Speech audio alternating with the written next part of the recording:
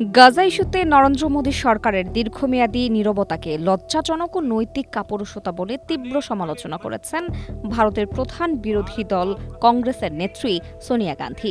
একটি জাতীয় পত্রিকায় প্রকাশিত নিবন্ধে তিনি অভিযোগ করেন, মোদী সরকার ফিলিস্তিনিদের ঐতিহাসিক অধিকারের চেয়ে ইসরায়েলের সাথে ঘনিষ্ঠ সম্পর্ককে বেশি প্রাধান্য দিচ্ছে, যা ভারতের ঐতিহ্যগত পররাষ্ট্রনীতি এবং ভাবমূর্তিকে বিশ্বমঞ্চে ক্ষুণ্ণ করছে। জাতিসংঘের স্বাধীন আন্তর্জাতিক তদন্ত কমিশনের রিপোর্টের বরাত দিয়ে সোনিয়া গান্ধী গাজা ইসরায়েলের সামরিক অভিযানকে গণহত্যা বলে আখ্যা দিয়েছেন।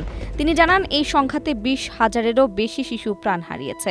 তিনি দাবি করেন, মোদী সরকারের এই অবস্থান ভারতের নিজস্ব কৌশলগত স্বার্থেরই পরিপন্থী।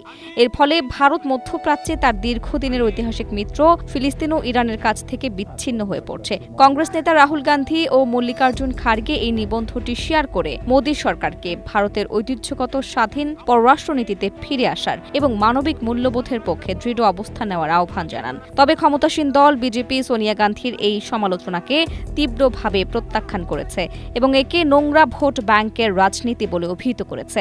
বিজেপির মুখপাত্র শেহজাদ পুনাওয়ালা জানান, ভারত আন্তর্জাতিক মঞ্চে গাজা ও ফিলিস্তিন ইস্যুতে বারবার নিজেদের অবস্থান পরিষ্কার করেছে এবং নিয়মিত সেখানে মানবিক সহায়তা পাঠাচ্ছে।